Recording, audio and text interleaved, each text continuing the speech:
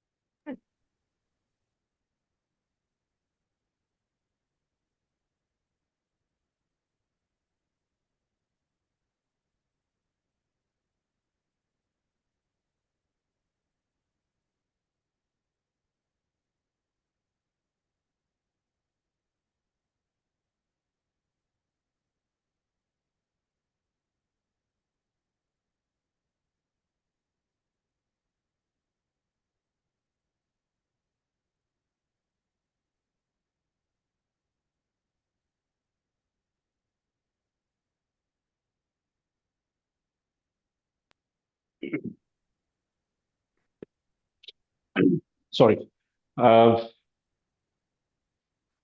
আমরা যেটা নিয়ে আলোচনা করছিলাম সেটা হচ্ছে যে অ্যাসারশন নিয়ে। তো আমাদের টপিকের আমরা কিছুটা এগিয়েছিলাম।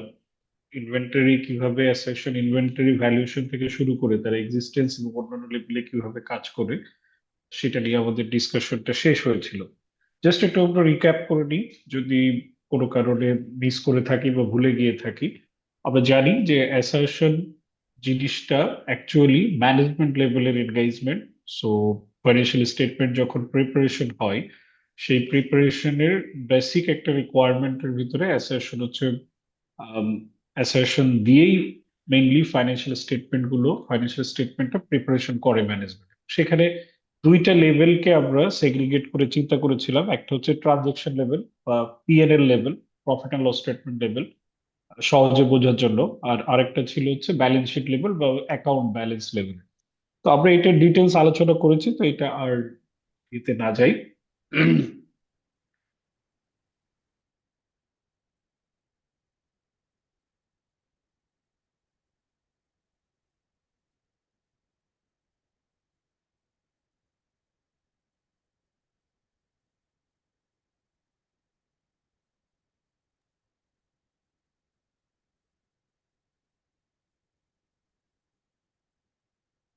আমরা আহ, এই যে এখানে যে টপিকগুলো আছে এটা মোটামুটি ডিসকাশন করেছিলাম। প্রত্যেকটা টপিকে কোনটা কিভাবে কাজ করে, কোথায় কিভাবে আহ, আপনার কোন বিষয়টাকে কিভাবে দেখতে হয়, যেমন রাইটস এন্ড অব্লিগেশন নিয়ে আমরা ডিসকাস করেছি, এক্সিস্টেন্স নিয়ে ডিসকাস করেছি। তো এইগুলো আর ফার্দার যাচ্ছি না।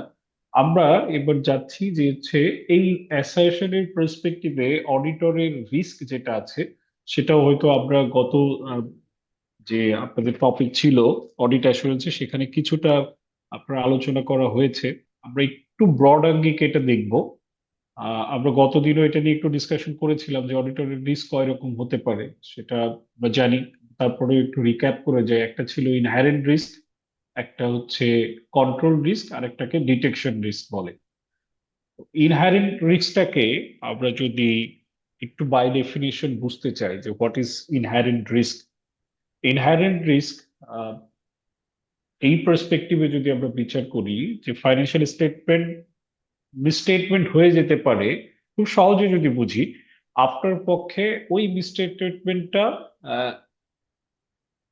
আনভেইল করা অথবা ডিটেক্ট করা is very difficult because of some inherent limitation, inherent limitation within the management system.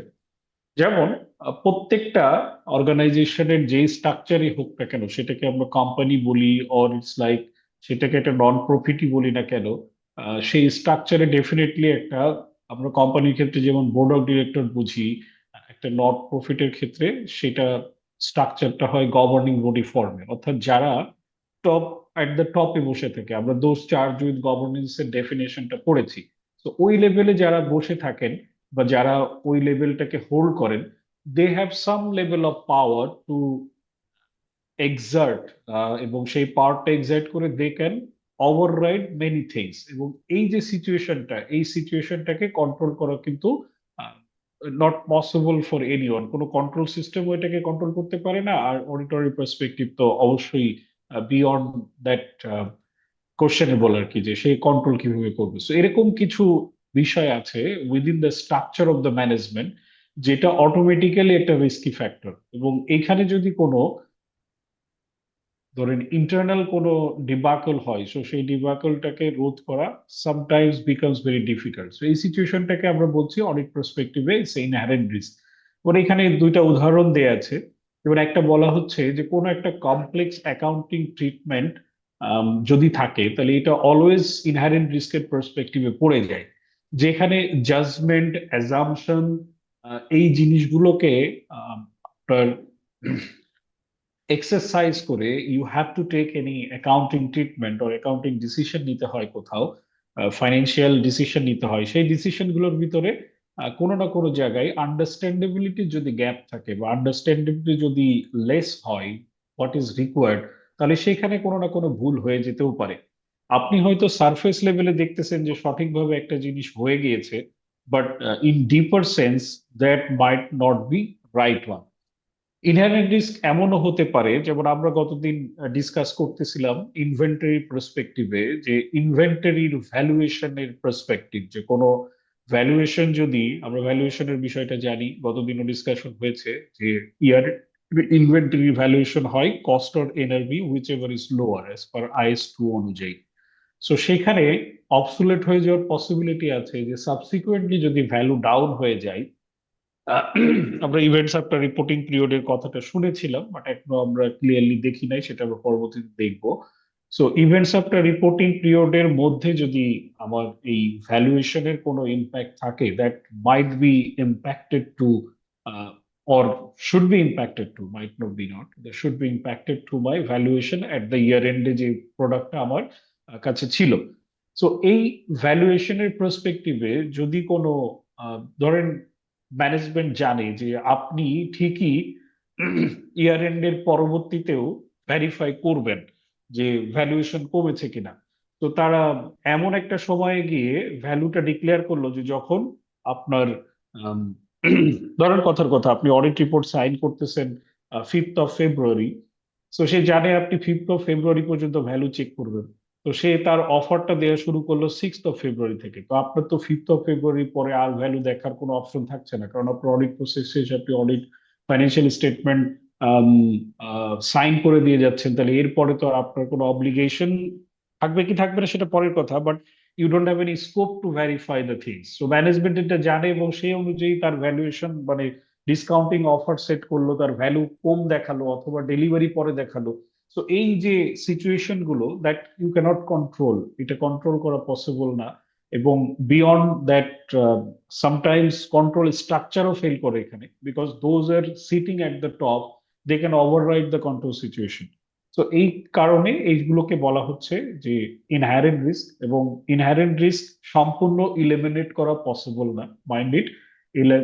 এটাকে আপনি অডিট রিস্কের ভিতরে যখনই চিন্তা করবেন, ইনহারেন্ট রিস্ককে সম্পূর্ণ ইলিমিনেট করা একেবারেই পসিবল না। এটা সবসময় কিছু না কিছু থেকে যাবে, এবং যতদূর সম্ভব চেষ্টা করতে হবে অডিটর তার প্রসিডিউর দিয়ে ইনহারেন্ট রিস্কটাকে লো লেভেলে যাতে নিয়ে আসতে পারে, কিন্তু এটাকে কখনো এলিমিনেট করা পসিবল না।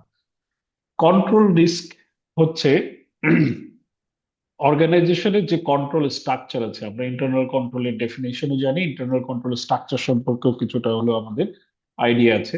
সো সেই কন্ট্রোল স্ট্রাকচারের যদি যে স্ট্রাকচার আছে, সেই স্ট্রাকচার আপনার কোনো মিসস্টেটমেন্টকে বা কোনো ফল্টকে যদি প্রিভেন্ট, ডিটেক্ট বা কারেক্ট করতে না পারে টাইমলি বেসিসে, তাহলে সেই জিনিসটাকে আমরা কন্ট্রোল রিস্ক বলছি। যেমন আপনি গেট ম্যান রেখেছেন to control people to be unauthorized access to your premises, আর উনি ওখানে বসে ঘুমাচ্ছেন, অর্থাৎ আপনি কন্ট্রোল রেখেছেন।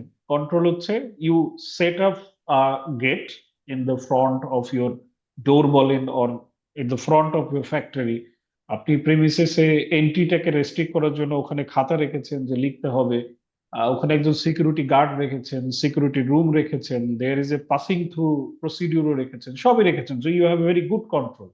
বাট ওখানে বসে হচ্ছে সিকিউরিটি গার্ড ঘুমাচ্ছেন, এবং লোকজন আসছেন যাচ্ছেন, ওনার এই নিয়ে কোনো দ্বিধাদ্বন্দ্ব নাই, কারণ উনি রাত্রেবেলা জেগেছিলেন, দিনের বেলা ঘুমাচ্ছেন।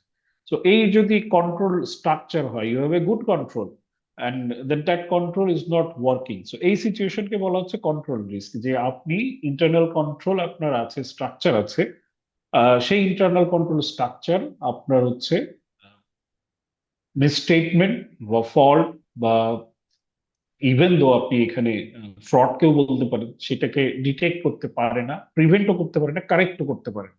সেই সিচুয়েশনকে আমরা কন্ট্রোল রিস্ক বলছি, যে যদি ওখানে কোনো রিস্ক থাকে। এখন কোশ্চেন হচ্ছে যে আমরা যেমন ইনহারেন্ট রিস্কের ক্ষেত্রে বললাম যে আমরা ইনহারেন্ট রিস্ককে রিডিউস করতে পারি অ্যাকসেপ্টেবল লেভেলে, কিন্তু এটাকে কখনো ইলিমিনেট করা যায় না। কিন্তু কন্ট্রোল রিস্ককে ইলিমিনেট করা possible if you have a good control, but সম্পূর্ণ ইলিমিনেশন কখনোই পসিবল না। Every time there will be cases will come, যেখানে আপনার আগের সিচুয়েশনের সাথে পরের সিচুয়েশন ভিন্ন হতে পারে।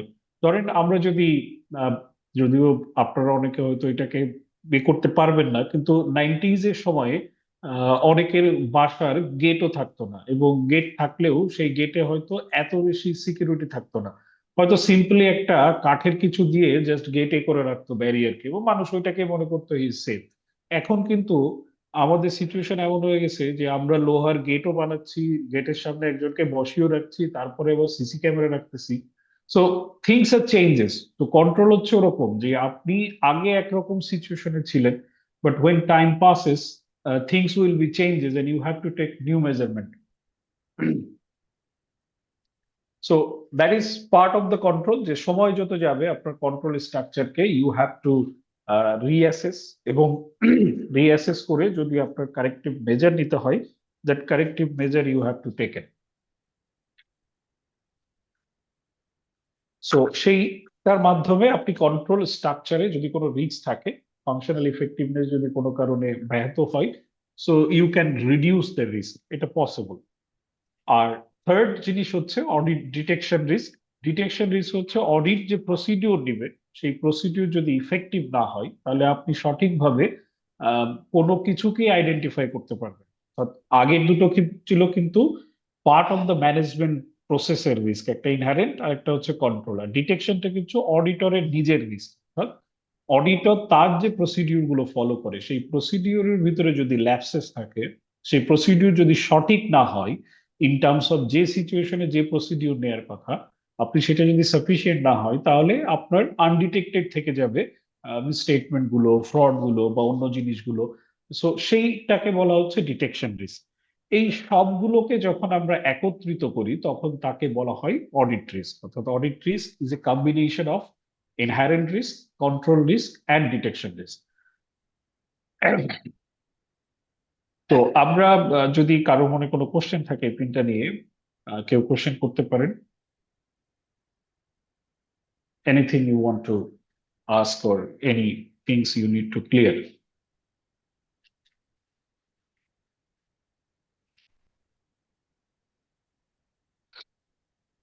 স্যার একটু ডিটেকশন রিস্কটা আরেকবার এক্সপ্লেন করতে পারবেন?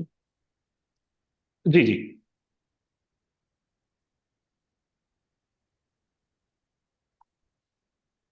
আমরা আগের দুটো রিস্ক যেমন দেখেছি যে এই দুটো রিস্ক হচ্ছে ম্যানেজমেন্টের পার্সপেক্টিভে, অর্থাৎ ম্যানেজমেন্ট কিভাবে কাজ করে, ম্যানেজমেন্টের কন্ট্রোল কিভাবে স্ট্রাকচার্ড হয়, সেখানে যে রিস্কগুলো আমাদের আছে, যে স্টেটমেন্ট ঘটে যেতে পারে, ফ্রড হয়ে যেতে পারে, ইরর হতে পারে, সেই পার্সপেক্টিভ। আর ডিটেকশনটা হচ্ছে অডিটর যখন অডিট করছে, সে সার্টেন প্রসিডিউর অ্যাপ্লাই করে অডিট করছে, এবং সেই প্রসিডিউরের ভিতরে যদি কোনো ল্যাপসেস থেকে যায়, প্রসিডিউর যদি সঠিক না হয়, মানে এই না হওয়ার বা ল্যাপসেস হওয়ার যে পসিবিলিটি, এই সিচুয়েশনকে আমরা বলছি ডিটেকশন রিস্ক।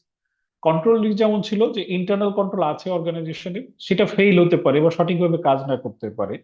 আমরা ইনহারেন্ট রিস্কের বলেছি যে কিছু জিনিস ইনহারেন্টলি থাকে বিজনেসের প্রসেসে, যেটা সময় কিছু সময় ওভাররাইড হওয়ার পসিবিলিটি আছে। কিছু ক্ষেত্র আছে যে ক্ষেত্রগুলো হয়তো আপনার কাছ থেকে হাইড হয়ে যেতে পারে, ম্যানেজমেন্ট উইল কুক বিটুইন।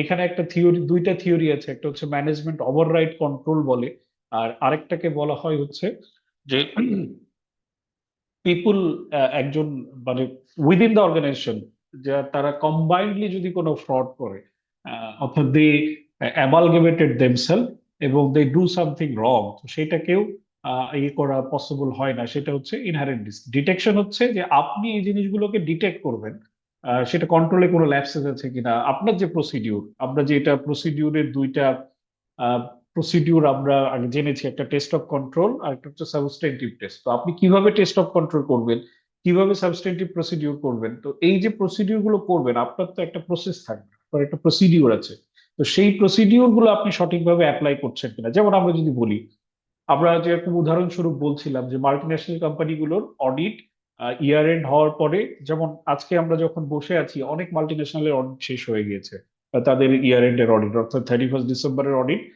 এই ফেব্রুয়ারির ভিতরে অলরেডি কমপ্লিটেড, আর they are verse to completed, এরকম প্রসিডিউরে আছে। So you can understand a big conglomerate audit be done within a 1.5 month is very crucial one. So আমরা যেটা ডিসকাস করছিলাম যে এরকম ক্ষেত্রে অডিটর কি করে, আগে থেকে তার প্রসিডিউর শুরু করে। এখন কোন অডিটর যদি এরকম ইয়ার এন্ড শেষ হওয়া পর্যন্ত বসে থাকে, and he is waiting for the year to be closed and then I will start, and they didn't have planned to start their procedure earlier, তাহলে অলরেডি সে কিন্তু ডিটেকশন রিস্কের ভিতরে আছে, অর্থাৎ তার প্রসিডিউর যদি আগে শেষ হয়নি, the timing and the extent of procedure he can perform within that 1.5 month will be very difficult. So এই সিচুয়েশনকে বলা হচ্ছে ডিটেকশন রিস্ক, অর্থাৎ আপনি আপনার প্রসিডিউর বা আপনার প্রসেস গুলো কিভাবে করবেন, সেই জায়গাটাই যদি আপনি ফেইল করেন বা সেখানে যদি কোনো আপনার ল্যাপসেস থাকে, সেই সিচুয়েশনটাকে আমরা ডিটেকশন রিস্ক বলছি। Any other question? Sir control risk আর আমাদের ইনহেরেন্ট রিস্ক, এই দুটার মধ্যে যদি আমরা কোনো ধরনের ডিফারেন্সিয়েশন করতে চাই, সেই ডিফারেন্সিয়েশনটা আসলে কোথায় তৈরি? একটা হচ্ছে কন্ট্রোলের জায়গাটাই বলতে হবে যে এটা হচ্ছে অর্গানাইজেশনের ইন্টারনাল কন্ট্রোল আছে অথবা নাই, এবং সেই থাকা এবং না থাকার ভিতরে আপনার আম, মানে যেটাই আছে, ধরেন আমি যে উদাহরণটার কথা বলছিলাম, সেখানে ধরেন এখন ধরে নিলাম যে হচ্ছে ওই অর্গানাইজেশনের সিকিউরিটি গেট আছে, গেটটা বন্ধ থাকে, একজন কোনো সিকিউরিটি গার্ড নাই, তাহলে কিন্তু পুরো কন্ট্রোলটাই রিস্ক আছে, কন্ট্রোল স্ট্রাকচারই নাই, তো সেটাও রিস্ক। আবার হচ্ছে কন্ট্রোল আছে কিন্তু কন্ট্রোল ইফেক্টিভলি কাজ করছে না, সেটাও কন্ট্রোল রিস্ক। দুইটা রিস্কের ভিতরে আপনার হাই লো মিডিয়াম আপনি ডিফারেন্ট সিনারিও তো বলতে পারেন। যেমন ধরেন গেট আছে, গেটে কোনো সিকিউরিটি গার্ড নাই, then control risk is high in terms of people enter to the organization, unauthorized entry, সেখানে this control is very high. আবার আপনার কন্ট্রোল আছে, কিন্তু সিকিউরিটি গার্ড হয়তো সঠিকভাবে চেক করছে না, সেখানে কন্ট্রোল রিস্ক হাই বলা যাবে না, মিডিয়াম বলতে হবে, কারণ তিনি হয়তো কোনো না কোনো ফর্মে দেখে ইন করছেন। সো কন্ট্রোল রিস্ক নর্মালি হচ্ছে যে ইন্টারনাল কন্ট্রোল স্ট্রাকচার যেটা থাকা উচিত, সেই ইন্টারনাল কন্ট্রোল স্ট্রাকচারে কোনো ফল্ট অথবা কোনো একটা যদি বলেন যে রিস্কি পয়েন্ট আছে, যে কন্ট্রোল সঠিকভাবে কাজ করছে না বা কন্ট্রোল ইফেক্টিভ না। আর ইনহেরেন্ট রিস্ক হচ্ছে কন্ট্রোল থাকার পরেও আপনার যে জিনিস, ধরেন টোটাল কন্ট্রোল আছে, আপনার সিকিউরিটি গার্ড আছে, তার ওখানে এন্ট্রি প্রসিডিউর আছে, আপনাদের যেমন ইউনিভার্সিটিতে ঢোকার সময় আইডি কার্ড চেক করা হয়। এখন ধরেন ওখানে সবার আইডি কার্ড চেক করা হচ্ছে, even though staff and teachers as well. কিন্তু ধরেন কথার কথা, কোনো একজনকে তার শুধু মুখ দেখেই ঢুকতে দেওয়া হচ্ছে, অথবা তার পাওয়ার এক্সারসাইজ করে সে ইন করতেছে, not not the normal procedure follow করে। এরকম কে হতে পারে? যেমন ধরেন ভিসি হতে পারেন, just to understand the things, not referring to any nothing else. আমি জাস্ট বোঝার জন্য বলছি। ধরেন আপনার কথার কথা, ভিসি যিনি আছেন উনি কোনো আইডি কার্ড নিয়ে আসেন নাই, চেয়ারম্যান উনি আইডি কার্ড নিয়ে আসেন নাই, সো ওনাকে জাস্ট ফেস দেখে ঢুকতে দেওয়া হচ্ছে। So that procedure is also is part of the is S control আছে, কিন্তু উনি কন্ট্রোলকে ওভাররাইড করতে পারেন। কারণ কি? হি হ্যাজ অথরিটেটিভ পাওয়ার, এবং এই অথরিটেটিভ পাওয়ারকে খাটিয়ে তিনি নিজে হয়তো প্রবেশ করছেন, সাথে কাউকে নিয়ে প্রবেশ করছেন। তো এই সিচুয়েশনকে বলা হচ্ছে inherent risk. You have control, but the person who, এই লোকগুলোই কিন্তু কন্ট্রোল তৈরি করেছেন, বা কন্ট্রোলের স্ট্রাকচারের জন্য, বা এই কন্ট্রোল মানে ইন্টারনাল কন্ট্রোলের জন্য they are responsible to make the control effective. এবং তারাই যদি এটাকে ওভাররাইড করে, তাহলে সেই সিচুয়েশনকে আমরা তখন বলছি detection, it's a inherent risk. কিন্তু দিস পিপল ক্যান ওভাররাইড, এবং তারা যেহেতু কন্ট্রোলে করছে, যারা চেকিং পয়েন্টে বসে আসছে, they will not ask question to them, so they can override the control procedure. এই সিচুয়েশন গুলোকে আমরা বলছি ইনহারেন্ট রিস্ক।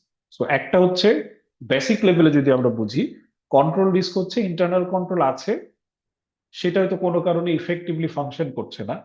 আর ইনহারেন্ট রিস্ক হচ্ছে control is well functioning for people, but somebody in the control, they, those who are creating the control or designing the control, they are overriding this scenario, or they have lack of knowledge. So এই situation যদি হয়, তো সেই সিচুয়েশনকে আমরা বলছি inherent risk.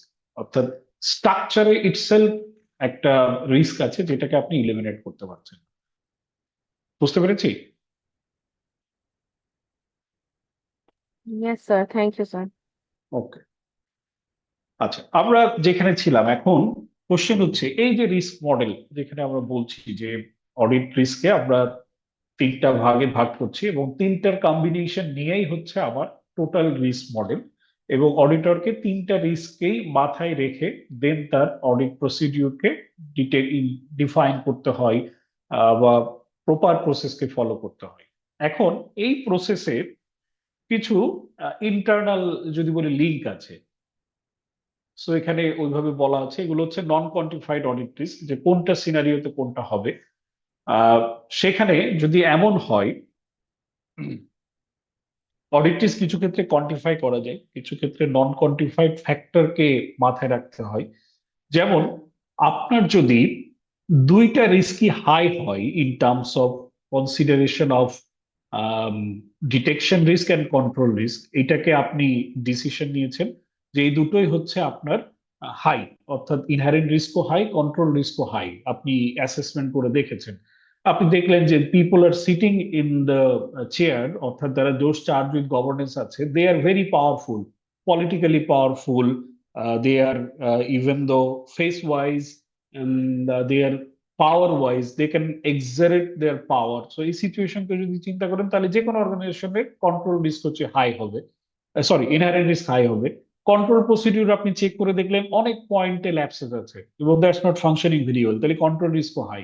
যখন এই দুটো হাই হবে, তখন আপনাকে ডিটেকশন রিস্কে, মানে আপনার ডিটেকশন রিস্ককে কমায় আনতে হবে।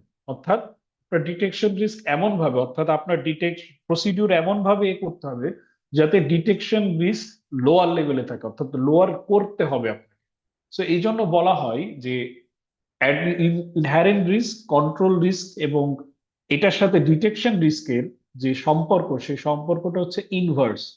অর্থাৎ আপনার একটা যখন হাই হবে, আরেকটাকে আপনাকে অ্যাকসেপ্টেবলি লো লেভেলে নিয়ে আসতে হবে, to make your process more strong and to be প্রসেসকে, আদারওয়াইজ যদি বলি যে আপনার অডিট যে সঠিকভাবে হয়েছে সেটাকে প্রুভ করার জন্য you have to make your detection risk at a lower level, acceptably lower লেভেলে নিয়ে আসতে হবে। অর্থাৎ তখন আপনার প্রসেস অনেক বেশি ফলো করতে হবে, প্রসেস উইল বি স্ট্রিক্টার হতে হবে, আপনাকে মোর সাবস্টেন্টিভ প্রসিডিওর চেক করতে হবে, মোর হয়তো কন্ট্রোল প্রসিডিওর আরো বেশি যা আপনি নর্মাল স্যাম্পলিং করেছেন তার থেকে বাড়াতে হবে। আর যদি উল্টা হয়, আপনি যদি দেখলেন যে ইনহেরেন্ট রিস্ক এবং কন্ট্রোল রিস্ক দুইটাই লো, মানে অর্গানাইজেশনের যারা উপরে আছেন তারা কোনো পাওয়ার এক্সার্ট করেন না, দে আর ভেরি গুড পিপল। কন্ট্রোলে দেখলেন আপনি যতটুকু কন্ট্রোল চেক করেছেন টেস্ট অফ কন্ট্রোলে কোনো ল্যাপসেস খুঁজে পাওয়া যাচ্ছে না, বা ল্যাপসেস যা আছে ভেরি মিনিমাম লেভেলে, তাহলে সেক্ষেত্রে এখন কি হবে? আমরা বলেছি ইনভার্স রিলেশনশিপ, তাহলে ডিটেকশন রিস্ক হাই অ্যাকসেপ্টেবল হবে, অর্থাৎ ডিটেকশন রিস্ক আপনি প্রসিডিওর কম ফলো করলেও কোনো সমস্যা নেই। অর্থাৎ প্রসিডিওর যদি আপনি লো করেন, আপনার প্রসিডিওর লো করেন, সাবস্টেন্টিভ প্রসিডিওর লো, স্যাম্পল যদি কমিয়ে দেন, there will be no issue. So এই হচ্ছে non quantified relationship between the inherent and control risk with the detection risk, তো তাদের প্রসিডিওরের সাথে।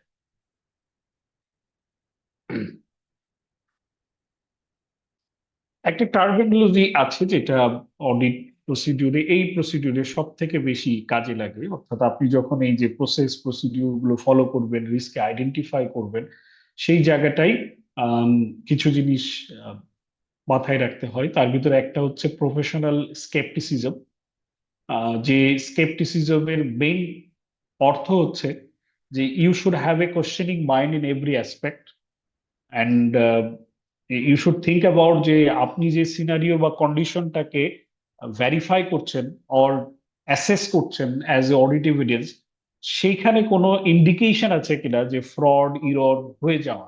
তো সেই জায়গাটা সবসময় মাথায় রাখা। এর মানে কিন্তু এই না যে আপনি সবাইকে, to to very frankly speaking, Bangla ভাষায় যদি বলি যে সবাইকে চোর মনে করবেন, এটা কিন্তু না। মানে এটা মানে কিন্তু এটা না যে আপনি সবাইকে চোর মনে করবেন, but you should have a very skeptic mind, or is very specifically called your attitude to be in a questioning mind, যে আপনি যে কোনো কন্ডিশন বা যে কোনো পসিবল সিনারিওকে, ওর আপনার কাছে যে অডিট এভিডেন্স বা যে ডকুমেন্টস গুলোকে আপনার কাছে প্লেস করা হচ্ছে to be verified or to be taken as a audit evidence, আপনি প্রত্যেকটা জিনিসের ভিতরে you will find out, or you have to think about like যে এখানে কোথাও কোনো জায়গায় ফ্রড বা ইরর ঘটে যাওয়ার কোনো পসিবিলিটি আছে কিনা, সেই চিন্তাটা মাথায় নিয়ে ইউ হ্যাভ টু ভেরিফাই। তার মানে এই না যে আপনি এটাই ধরে নেবেন এখানে ভুল হয়ে গেছে, no, that's not the thing. Thing is you have to be very alert in a sense. Like every situation, you have to be alert to verify the documents. So যখন আপনি এরকম কোনো প্রফেশনাল স্কেপটিসিজমকে you have to apply to any things, what condition you needs to be understand. প্রথমে understand হতে হবে যে audit evidence এটা অন্য কোনো অডিট এভিডেন্সের সাথে কন্ট্রাডিক্ট করে কিনা। আপনি ধরেন একটা ল্যান্ডের ডকুমেন্টস দেখতেছেন, সেখানে আপনি অ্যাকাউন্টসে দেখতেছেন যে ল্যান্ডের ভ্যালু আছে ধরেন কথার কথা 40 লাখ টাকা। আপনি যখন ডিড দেখতে যাচ্ছেন, ডিডে পাচ্ছেন 39 লাখ টাকা, তাহলে 1 লাখ টাকা আর বাড়তি কোথা থেকে আসলো? সো দুইটা এভিডেন্স কিন্তু দুই জায়গায় কন্ট্রাডিক্ট করতেছে। যে one evidence is suggesting that the value is 40 lakh, the other evidence is suggesting that this is 39 lakh.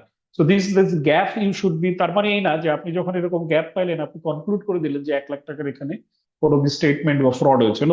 Then you have to inquiry again, যে কোশ্চেন করতে হবে যে এখানে কেন 1 লাখ টাকার ডিফারেন্স হতে পারে। যে ডিডে 39 আছে, অ্যাকাউন্টসে 40 বলা আছে। আমরা যখন I-16 পড়েছি যে একটা অ্যাসেটকে যখন ক্যাপিটালাইজ করতে হয়, there are other directly related cost that's need to be capitalize as well. তো সেই ডিরেক্ট কস্ট গুলো হয়তো ডিডে নাও থাকতে পারে, যেমন আপনি হয়তো কোনো গভর্নমেন্ট ফি দিয়েছেন, এমন হতে পারে। অর ইস লাইক ওই ল্যান্ডটা আপনি অ্যাকোয়ার করার পরে ল্যান্ড প্রিপারেশন করতে আপনার কোনো খরচ হয়েছে, ল্যান্ডটা হয়তো ডোবা ছিল, বাট এটা 1 লাখ টাকায় পসিবল না, আমি জাস্ট উদাহরণস্বরূপ বলছি। সো ওই ডোবাটাকে হয়তো আপনাকে ফিল আপ করতে হয়েছে, so so that fill up cost or land development cost is also part of that land.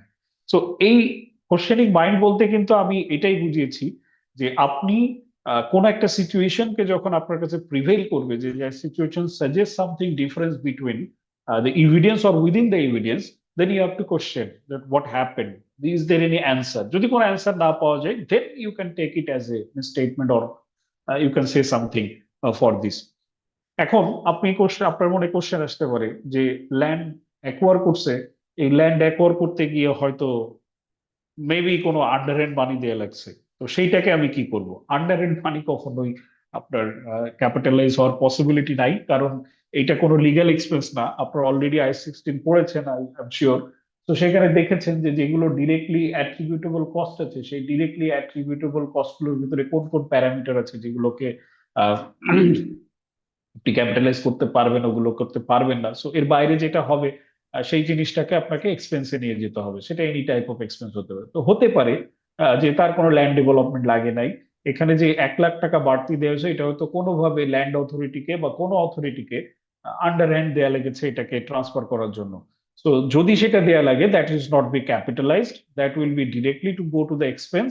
সেখানে কোনো সমস্যা নেই, কিন্তু ক্যাপিটালাইজেশন হবে না। সো এই যে আপনি একটা জিনিসকে ইনকোয়ারির মাধ্যমে you are having a solution আর you are detecting a error on statement, that is part of the skepticism. মানে আপনি একটা জিনিসের সাথে, তার মানে সবসময় কিন্তু একটা অডিট এভিডেন্সের সাথে আরেকটা অডিট এভিডেন্স হবে না, উইদিন দ্য অডিট এভিডেন্স হতে পারে। ধরেন আপনি লোনের ডকুমেন্টস দেখতেছেন যে there is a, the organization have taken a loan from banks and you are checking the bank's loan agreement between the client and the bank. So আপনি loan এগ্রিমেন্টের ভিতরে হয়তো এমন একটা ক্লজ পেলেন যে ক্লজে বলা আছে যে কোনো একটা প্যারামিটার যদি অর্গানাইজেশনে ফল করে, so you have to pay more interest then whatever agreed. এমন হতে পারে যে সে বলে দিয়েছে যে রেভিনিউ মাস্ট বি দিস, এই পার্সেন্টেজে রেভিনিউ অথবা গ্রস প্রফিট হতে হবে, or is like net profit হতে হবে, একটা পার্সেন্টেজ বলে দেওয়া আছে। সো এর থেকে যদি ফল করে আর এর থেকে যদি হাই করে, অনেক সময় ফলেরও কথা বলতে পারে, অনেক সময় হাইয়েরও কথা বলতে পারে, ইটস বিটুইন দ্য অর্গানাইজেশন। হয়তো বলতে পারে, যেমন ইসলামী ব্যাংকগুলো যেমন করে যে প্রফিটের উপরে বেস করে দে ক্যান টেক মোর, তারা তো ওভার ইন্টারেস্ট বলে না, মুনাফা বলে, সো মুনাফা নিতে পারে। সো আপনার তো প্রফিট বেশি হচ্ছে, সেই অনুযায়ী আপনাকে মুনাফা বেশি দিতে হবে। সো আপনি দেখলেন যে অর্গানাইজেশন প্রফিট ঠিকই করেছে, কিন্তু এই যে পেয়েবিলিটি মানে তার যে ফাইন্যান্স চার্জেস সেটা সে প্রভিশন রাখে নাই অথবা এক্সপেন্সিভ চার্জ করে নাই। So that's become part of the statement যে আপনি evidence, within the evidence you have find something that's related with the organization's financial statement to be prepare. হয়তো বলা আছে তাকে 8% মুনাফা দিতে হবে, কিন্তু যদি আপনি 10%-এর অধিক প্রফিট করেন তাহলে এটা 8% 9% হয়ে যাবে। সো আপনি 10%-এর অধিক মুনাফা করেছেন, কিন্তু এই যে 8 থেকে 9% হয়ে যাওয়ার কথা আপনার ইন্টারেস্টটা, সেটা আপনি প্রভিশন রাখেন না অথবা এক্সপেন্সিভ চার্জ করেন নাই। সো এই সিচুয়েশনও কিন্তু part of your checking process. তো সেই চেকিং প্রসেসের মাধ্যমে এটাকে উঠে আসতে হয়, এবং এই যে আপনি ইনকোয়ারি করে আপনি একটা ডকুমেন্টকে ভেরিফাই করে আপনি জিনিসটাকে সারফেস লেভেলে নিয়ে আসতেছেন, that is part of the professional scepticism. তো ওই জন্য যেটা বললাম, it's not like everything scepticism মানেই যে আপনি ফ্রড হতে পারে এমন কিছু চিন্তা করতেছেন, দ্যাটস নট লাইক দ্যাট। এখানে একটা উদাহরণ আছে যে আপনি কিভাবে প্রফেশনাল স্কেপটিসিজমকে অ্যাপ্লাই করবেন। সো সেটা I think so I keep it for you to read out. এখানে এক্সপ্লেইন করা আছে, আমি 2-3টা সিনারিও এক্সপ্লেইন করেছি।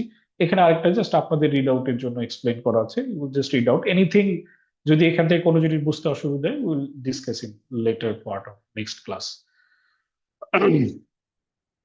এখন এইখানে আরেকটা ছোট্ট জায়গা আছে যেখানে একটু বিচার করতে হবে যে রিস্ক, আমরা একটা পার্সপেক্টিভ বলতেছি অডিট রিস্ক, আরেকটা পার্সপেক্টিভ আছে বিজনেস রিস্ক। বিজনেসের কিছু কিন্তু রিস্ক আছে যে জিনিসটাকে অডিট রিস্ক বলা হয় না।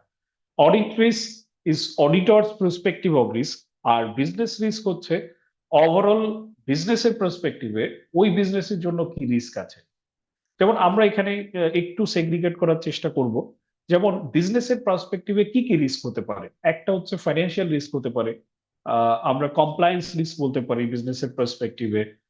বিজনেসের কিছু নন ফাইন্যান্সিয়াল রিস্ক আছে, বিজনেসের ইনভায়রনমেন্টাল রিস্ক আছে, পেস্টেলের ভিতরে যতগুলো রিস্ক আছে সেগুলোকে আমরা, পেস্টেল সম্পর্কে তো জানি, রাইট?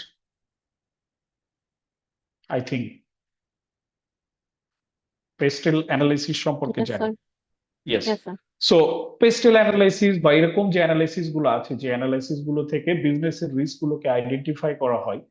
পলিটিক্যাল রিস্ক বলি, এনভায়রনমেন্টাল রিস্ক বলি, ইকোনমিক্যাল রিস্ক বলি না কেন, technological risk, even though financial risk যেগুলো আছে না কেন, তো সেইটা হচ্ছে বিজনেসের রিস্ক। ওই সবগুলোই কিন্তু অডিটরের রিস্ক না। বিজনেসের risk is part of the business risk, but some of the business risk might be fall into the audit risk, but in a name of this three. আমরা যে তিনটা জিনিস নিয়ে আলোচনা করলাম, ডিটেকশন, কন্ট্রোল অ্যান্ড হচ্ছে ইনহারেন্ট। সো অডিটরের risk কিন্তু ডিরেক্টলি ওই যে বিজনেসের যে পার্সপেক্টিভে আমরা রিস্ক চিন্তা করি, ওভারঅল ওই পার্সপেক্টিভ থেকে আসবে না, বাট ওখান থেকে আপনার সাউন্ড লাইজ হয়ে এই তিনটা পার্সপেক্টিভ বিচার করে আসবে। যেমন এখানে আমরা যদি দুই একটা জিনিস দেখি, অনেকগুলো এখানে দেয়া আছে, আমরা দুই একটা দেখি। যেমন এখানে বলছি যে customers R struggling to pay dates, অর্থাৎ আপনার রিসিভেবল আছে। যেমন আমরা ব্যাংকের পার্সপেক্টিভে যদি বলি, যে অনেকগুলো ব্যাংকের আমরা জানি যে আহ, যে লোন ছিল, লোনগুলো রিকভার হচ্ছে না বা লোনগুলো পে অফ হচ্ছে না, এই যে সিনারিও আছে, সেই সিনারিও নিয়ে যদি চিন্তা করি যে কাস্টমার হচ্ছে সে স্ট্রাগল করছে, তার ডেট পে করতে পারছে না। সো এই ক্ষেত্রে বিজনেসের রিস্ক কি? বিজনেসের রিস্ক হচ্ছে যে তার প্রফিট রিডিউস হবে। That is a very fundamental thing. যার যদি ডেপ্ট রিকভারেবল হয়ে যায়, তাহলে তার ব্যাড ডেপ্টের পরিমাণ বেড়ে যাবে, অর্থাৎ ব্যাংকের পার্সপেক্টিভে লোন লস প্রভিশন বেশি বেড়ে যাবে, এবং তার প্রফিট হচ্ছে রিডিউস হয়ে যাবে। So that is part of his, যদি বলেন যে জাস্ট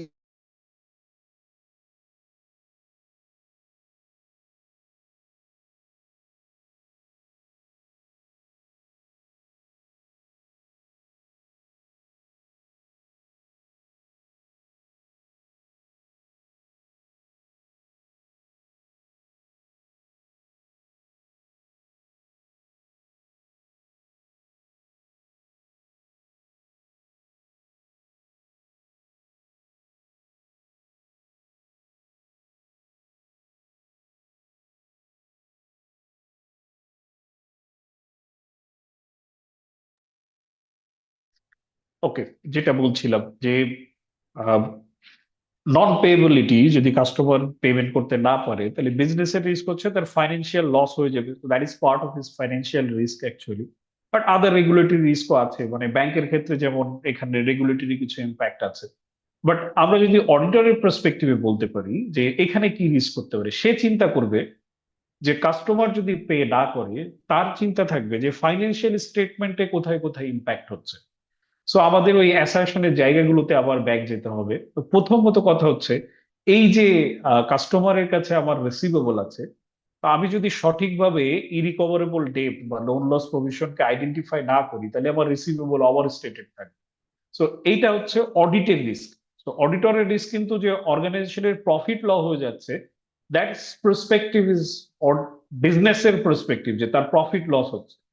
বাট অডিটর কিন্তু চিন্তা করবে যে ফাইন্যান্সিয়াল স্টেটমেন্টের কোথায় কোথায় ভুল হওয়ার পসিবিলিটি আছে, কি ভুল হতে পারে। এরকম যদি হয়, তাহলে অর্গানাইজেশন তখন চিন্তা করবে ব্যাংকগুলো যে কাজটা করেছে, ব্যাংক তার লোন লস প্রভিশনকে সঠিকভাবে দেখায় নাই, যার কারণে তার অ্যাসেটের সাইজ বড় হয়ে গেছে। আমরা দেখেছি যে অর্গানাইজেশন ব্যাংকের ট্রিপল এর রেটিং আছে, bank is performing very well, but actually what is happening, সে তার লসকে সঠিকভাবে রিকগনাইজ করে নাই বলে তার অ্যাসেট বেশি দেখিয়েছে, প্রফিট হাই করে দেখিয়েছে। So eventually what happen, we all know. So that is part of that auditor risk. Audit চিন্তা করবে তার অ্যাসেটের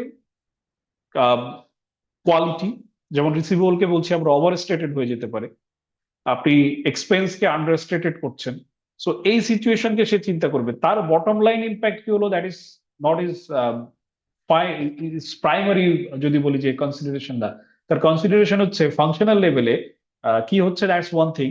বাট আমি চিন্তা করব আমার presentation level, receivable over stated হয়ে যাওয়া, এটা হচ্ছে, আমরা যদি অ্যাসারশন লেভেলে গিয়ে চিন্তা করি, দুই তিনটা জিনিস একসাথে এখানে কাজ করবে। একটা হচ্ছে অ্যাকিউরেসি লেভেল সঠিক নাই। রাইটস এন্ড অব্লিগেশনের বিচার করলে আমি আর ওই টাকাটা যে পাবো, সেই টাকাটার কিন্তু রাইটস আমার কাছে নাই। অর্থাৎ ধরেন একজন কাস্টমার দেউলিয়া হয়ে গেছে, তো আমি কি ওই টাকাটা আর পাবো? তাহলে আমি যদি এখন লিখি যে একজন কাস্টমারের কাছে আমি 10 কোটি টাকা পেতাম, যে কাস্টমার ইজ ব্যাংকরাপ্ট, সো এই 10 কোটি টাকা স্টিল যদি আমার অ্যাসেটে বুক থাকে, তাহলে I am overstating my asset in the terms, I am creating my rights which is not mine, অর্থাৎ অ্যাসারশন কিন্তু ফেল করছে। সো সেই ফেইলের কারণে I have been become, this is part of that audit test. So auditor যখন চিন্তা করবে, সে ওখানে অ্যাসারশন লেভেলে আগে ব্যাংক যাবে, ব্যাংক যাওয়ার সাথে সাথে এইখানে যে রিস্ক পয়েন্ট গুলো আছে, সেই রিস্ক পয়েন্ট গুলোকে সে চিন্তা করবে। আর বিজনেসের ক্ষেত্রে কিন্তু business is very straight forward. Straight forward ওই যে প্যাস্টেলের ভিতরে বলেন, আপনি নর্মাল কমপ্লায়েন্স যদি ফাইন্যান্সিয়াল অ্যান্ড ওই শুধু কমপ্লায়েন্স রিস্কও বলেন, দ্যাটস ফাইন। আপনি ফাইন্যান্সিয়াল কমপ্লায়েন্স অ্যান্ড বিজনেসের সোশ্যাল রিস্ক বলতে পারেন, এর বাইরে আর কিছু অপারেশনাল রিস্কও বলতে পারেন, যে ধরেন ফ্যাক্টরি বন্ধ হয়ে গেছে, so that is an operational risk. আর যখন অডিটর চিন্তা করবে যে ফ্যাক্টরি বন্ধ হয়ে গেছে, operation risk is okay, that's business perspective risk, what kind of risk might be happen. আপনি চিন্তা করবেন যে এইটা যদি হয় তাহলে বিজনেসের গোয়িং কনসার্ন নিয়ে চিন্তা আছে। দ্যাটস দ্য ফার্স্ট থিং, যে বিজনেস পরবর্তীতে চলবে কিনা। সো সেটা হচ্ছে তার প্রথম পার্সপেক্টিভ সে চিন্তা করবে। সেকেন্ড পার্সপেক্টিভ চিন্তা করবে যে ইউ আর আপনার ফ্যাক্টরি যে বন্ধ আছে সেই বন্ধর কারণে কোনো ইনভেন্টরি অবসোলিউট হয়ে যাচ্ছে কিনা, এমন কোনো ইনভেন্টরি আছে যেটা প্রোডাকশনের মাঝপথে ছিল, অর ইস লাইক আপনার ওই ইনভেন্টরি হয়তো একটা ডাউন টাইম আছে, একটা এক্সপায়ারি ডেট আছে। যদি বেকারি আইটেম হয়, that expires in within 3 to 5 days। So আপনার ধরেন 7 দিনই ফ্যাক্টরি বন্ধ, যে ফ্যাক্টরি থেকে পণ্য বাইরেই যাচ্ছে না, ফ্যাক্টরিতে স্ট্রাইক চলতেছে, তাহলে তো ওই ওই জিনিসগুলো অবসোলিউট হয়ে যাবে। So they are think at that level, যে তার তার ওই যে অ্যাসারশন লেভেল গুলো আছে সেই লেভেল গুলোকে সে কনফ্লিক্টিং এরিয়া চিন্তা করবে যে অডিট রিস্কের কোন জায়গায় গিয়ে এটা ফিট ইন করছে। আর বিজনেস কিন্তু তার পার্সপেক্টিভে চিন্তা করবে। So that is the difference between audit risk and business risk in concern. এখানে আরো কিছু উদাহরণ দেওয়া আছে, আর আমি বইয়ের কিছু রেফারেন্স দিয়ে দিব যেখান থেকে আপনারা পড়বেন। অ্যান্ড স্পিকিং, এই পার্টটুকু অডিট রিস্কের পার্টটুকু আমাদের নেক্সট ক্লাসে যে ক্লাস টেস্ট হবে সেখানে আসবে না। নেক্সট ক্লাসে আসবে হচ্ছে অ্যাসারশন পর্যন্ত, অর্থাৎ অ্যাসারশন পর্যন্ত আমরা যেটা লাস্ট ক্লাসে পড়েছি ওই পর্যন্ত আমাদের বৃহস্পতিবারে যে ক্লাস টেস্ট হবে সেই পর্যন্ত আসবে। এটা না, অডিট রিস্কের এই পার্ট থেকে যেগুলো আমরা ডিসকাস করছি আজকে এগুলো না। স্যার আমার একটা কোয়েশ্চেন ছিল। জি প্লিজ। স্যার সিটির কোয়েশ্চেন প্যাটার্নটা একটু বলা যাবে স্যার? কিরকম? মোস্টলি হচ্ছে MCQ, but there might be some of small question যেখানে হয়তো আপনার 1 লাইনার ও 2 লাইনার অ্যান্সার লিখতে হবে, but mostly MCQ. Okay sir. Sir আমার আরেকটা কোয়েশ্চেন ছিল স্যার, তখন আস্ক করতে পারিনি। স্যার জি আপনি প্লিজ। একটা এক্সাম্পল দিয়েছিলেন যে সামটাইমস অর্গানাইজেশনস এর কন্ট্রাক্ট থাকে, জি ওর একটা প্রভিশন থাকে রেভিনিউ বাড়লে বা কমলে। স্যার ওই এক্সাম্পলটা স্যার গ্রাস্প করতে পারিনি অ্যাকচুয়ালি। ইসলামী ব্যাংকস এর মুনাফা এরকম স্যার কিছু ও আচ্ছা আচ্ছা, বলেছিলেন। যেটা বলছিলাম যে অনেক সময় আম, কিছু কিছু এগ্রিমেন্ট, ধরেন লোন এগ্রিমেন্ট, তো লোন এগ্রিমেন্টে নর্মালি আমরা বুঝি যে there will be a fixed interest you have to pay. But কিছু কিছু এগ্রিমেন্ট আছে যেটা ব্যাংকের সাথে বা ফাইন্যান্সিয়াল ইনস্টিটিউশনের সাথে অর্গানাইজেশনের হয়, যে আপনার প্রফিটের উপর বেস করে, কারণ সব অর্গানাইজেশন তো একই পেজে একটা সময় প্রফিট করে না, তাই না? সো এমন হয়তো বললো যে আপনি সিড মানি দিচ্ছি এখন আপনাকে to be grow up, but when you grow up you have to pay me more. অর্থাৎ এখন হয়তো আপনি আমাকে 8% করে ইন্টারেস্ট দিচ্ছেন বা রেভিনিউ দিচ্ছেন, অর ইস লাইক রিটার্ন দিচ্ছেন যে ফর্মে বলি, বাট আপনি যদি আগামী 2 বছর পরে you you have targeted that you will achieve that much of profit, যদি প্রফিট করেন তাহলে আমাকে 8%-এর জায়গায় 9% দিতে হবে। ঠিক আছে? তো জরেন অর্গানাইজেশন ওইটাকে ফল করেছে আপনার, they overcome the targeted line, but they didn't take the 8% করে নর্মালি তারা নেয় ইন্টারেস্ট হিসেবে এক্সপেন্স, কিন্তু এখন নিতে হবে কত, 9%, যেহেতু তার টার্গেট লাইন ওভারকাম করেছে। সে 9% নেয়নি, সে 8% নিয়েছে, তাহলে কিন্তু 1%-এর একটা মিসস্টেটমেন্ট রয়ে গেছে, কারণ তাকে কিন্তু এখন 9%ই পেমেন্ট করতে হবে due to his overcome the line that they select to be there, and they agreed that এই লাইন যদি আমি ওভার করি তাহলে আমি আপনাকে আরো 1% বেশি রিটার্ন দিব। এই সিচুয়েশনকে বলছিলাম। স্যার বুঝেছি, থ্যাংক ইউ স্যার। এখন আমরা এটা দেখে আজকের মতো ক্লোজ করে দিব। এখানে হচ্ছে যে অডিটর কি করে একটা সিচুয়েশনকে আইডেন্টিফাই করে এবং সেটা অনুযায়ী সে কি করবে সেটাকে সে সিলেক্ট করে। যেহেতু আমরা প্রথম এখানে 3টা উদাহরণ দেওয়া আছে, 3টা উদাহরণের এখানে একটা টেবিল দেওয়া আছে যে অডিট কি করে তার রেসপন্সকে সেট করে আর কি, সে কি করে কাজ করবে সেটাকে ঠিক করে। আমরা ওই সিচুয়েশনেই থাকি যে সিচুয়েশন নিয়ে আমরা ডিসকাস করছিলাম, যে কাস্টমার স্ট্রাগলিং টু পে ডেপ্ট, যে সে তার ডেপ্ট পে করতে পারছে না। সো তাহলে তার রিস্ক কি? রিস্ক হচ্ছে receivable may be overstated, and if irrecoverable debts are not write off, মানে ইরিকভারেবল ডেবস গুলো যদি রাইট অফ করে দেওয়া না হয় বা প্রভিশন রাখা না হয় তাহলে তার রিসিভেবল অবশ্যই ওভারস্টেটেড থাকবে। রিলেভেন্ট রেসপন্স কি? রিলেভেন্ট রেসপন্স হচ্ছে যে অডিটর কি রেসপন্স দিবে। একটা রেসপন্স হচ্ছে inspect after date cash receive from the customer to see if post year end proving that debt is appropriately valued.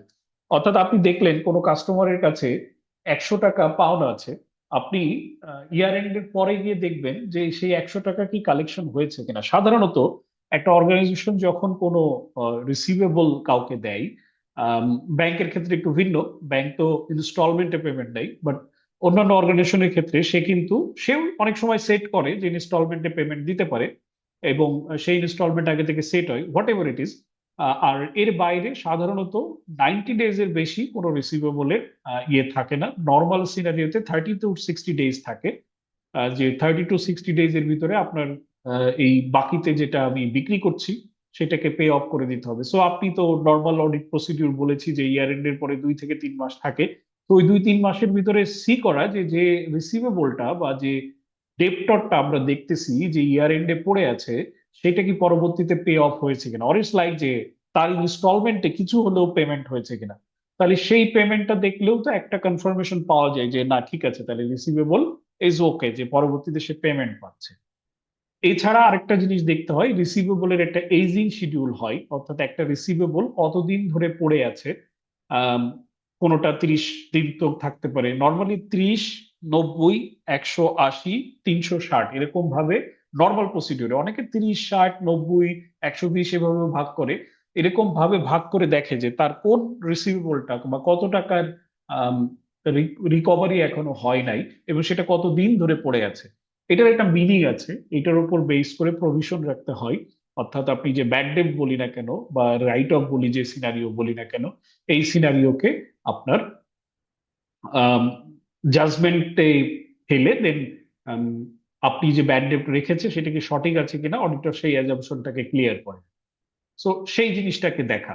Irrelevant response কেন দেওয়া হয়েছে, যে কিছু জিনিস আছে যেগুলো রিলেভেন্ট না, কিন্তু ইরিলেভেন্ট হলেও অনেক সময় দেখা হয় কন্ট্রোল প্রসিডিউর ইমপ্রুভ করছে কিনা সেটা দেখা হয়, এক্সটার্নাল কনফার্মেশন নেওয়া হয় অন্যান্য ইক থেকে। ইরিলেভেন্ট হলেও সেই রেসপন্স গুলো কিন্তু নেওয়া হয়, রিসিভেবল লিস্টিং দেখা হয়, তারপরে অ্যারিথমেটিক অ্যাকিউরেসি দেখা হয়। বাট রিলেভেন্ট রেসপন্স হচ্ছে এটা। ইরিলেভেন্ট হলেও এই রিলেভেন্ট গুলোও কিন্তু রিসিভেবলের ক্ষেত্রে দেখা হয়, নর্মাল রিসিভেবলের এক্সিস্টেন্স চেক করার জন্য। এবং কেন দেখা হয় তার একটা এক্সপ্লেনেশন এখানে দেয়া আছে, আপনারা পড়লেই বুঝবেন। আম, আমরা আজকে এই পর্যন্তই রাখবো। আম, এই পর্যন্ত যদি আর কারোর মনে কোনো কোশ্চেন থাকে করতে পারেন, otherwise we done for today. Just wait for attendance. Sir, আমরা ইররিলেভেন্ট যে রেসপন্সের এক্সাম্পল দেওয়া ছিল, আমরা অ্যাজ অডিটর ওইটাও কি এক্সিকিউট করব? মানে অ্যারিথমেটিক্যাল অ্যাকিউরেসি দেখবো স্যার, অ্যাকাউন্ট রিসিভেবলস এর? ওটাও দেখতে হয়, বাট এই যে প্রসপেক্টিভে বলেছি, যে আপনি শুধু কিন্তু এখানে প্রসপেক্টিভ কি আপনি দেখতেছেন যে রিসিভেবল কালেকশন হবে কিনা। আপনার যদি এইটার পার্সপেক্টিভ থাকতো রিসিভেবল সঠিকভাবে রেকর্ড হয়েছে কিনা, তাহলে তখন কিন্তু অ্যাকুরেসি দেখতে হতো। বুঝতে পেরেছি? আমরা যে জি স্যার। অ্যাসারশন গুলো পড়েছি সেখানে কি ছিল, যে accuracy is also part of the things. তো তখন জি স্যার। আপনার অ্যাথমেটিক ক্যালকুলেশন দেখতে হয়, কিন্তু যখন বলতেছি যে রিকভারি হবে কিনা, তখন কিন্তু অ্যাকুরেসির থেকে মোর ইম্পর্ট্যান্ট হয়ে যায় যে ওইটার উপরে আপনার রাইটস অব্লিগেশন আছে কিনা। অ্যান্ড আপনি এটার কমপ্লিটনেস ঠিক না, এখানে classification and presentation is most important. তখন অ্যারিথমেটিক অ্যাকুরেসির থেকে আপনার মোর ইম্পর্টেন্ট হচ্ছে যে রিকভার হয়েছে কিনা, রিকভার হচ্ছে কিনা এটা, এবং রিকভার না হলে সেটাকে আপনি সঠিকভাবে ক্লাসিফাই করেছেন কিনা, দ্যাট ইজ মোর ইম্পর্টেন্ট। এই জন্য ওই অ্যারিথমেটিক অ্যাকুরেসিকে এই প্রসপেক্টিভে রিলেভেন্ট বলা হয়েছে। কিন্তু যদি আমি বলতাম যে আমি রিসিভেবল সঠিকভাবে রেকর্ড হয়েছে কিনা সেটা চেক করতে চাই, আবার এটা নিয়ে সন্দেহ আছে যে যেটা সেল হয়েছে সেটা সঠিকভাবে রেকর্ড হয়নি, তখন কিন্তু অ্যারিথমেটিক অ্যাকুরেসিজ ম্যাটার, তখন লিস্টিংও ম্যাটার। বুঝতে পেরেছি? সো কোন এই এই পার্সপেক্টিভেই রিলেভেন্ট, কিন্তু আবার ওই পার্সপেক্টিভটা আরেকটা কোনো চেকিং পয়েন্টের জন্য রিলেভেন্ট হতে পারে। জি স্যার, বুঝেছি। Thank you sir.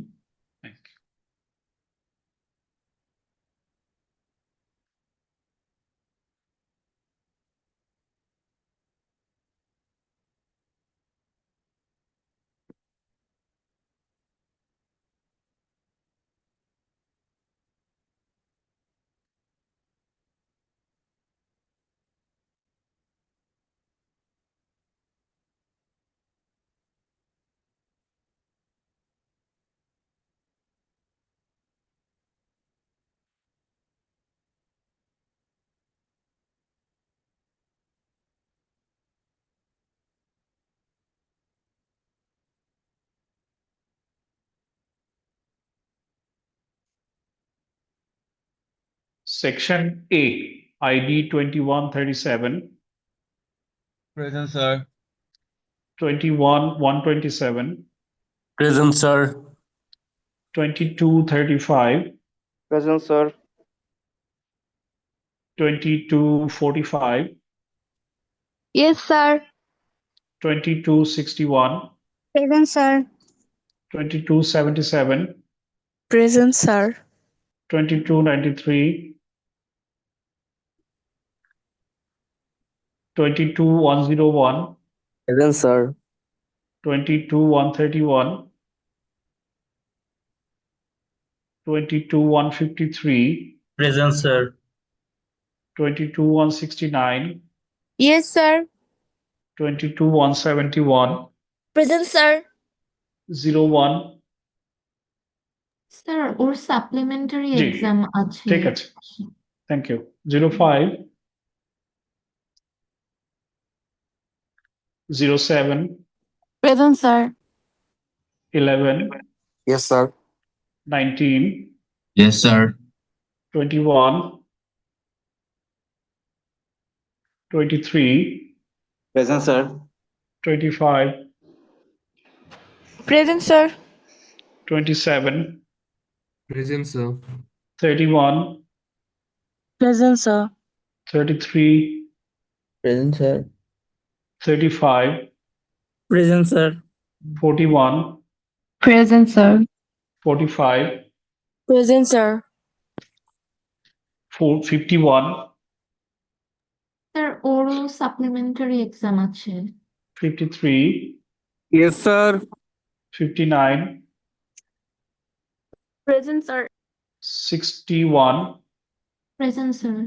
65 Present, sir. 69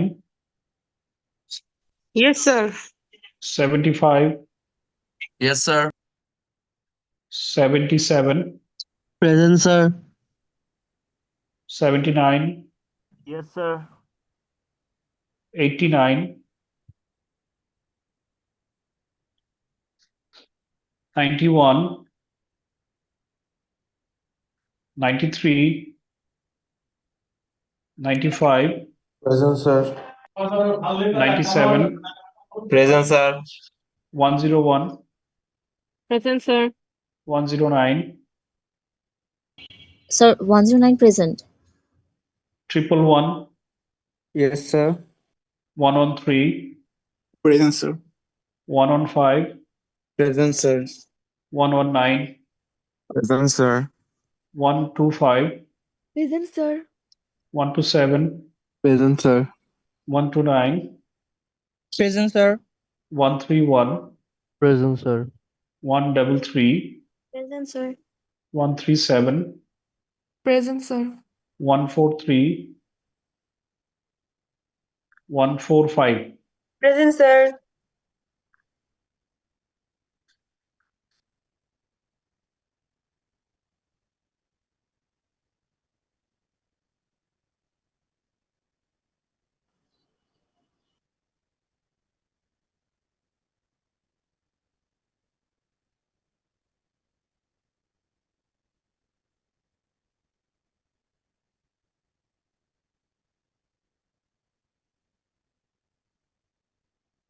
Section B 21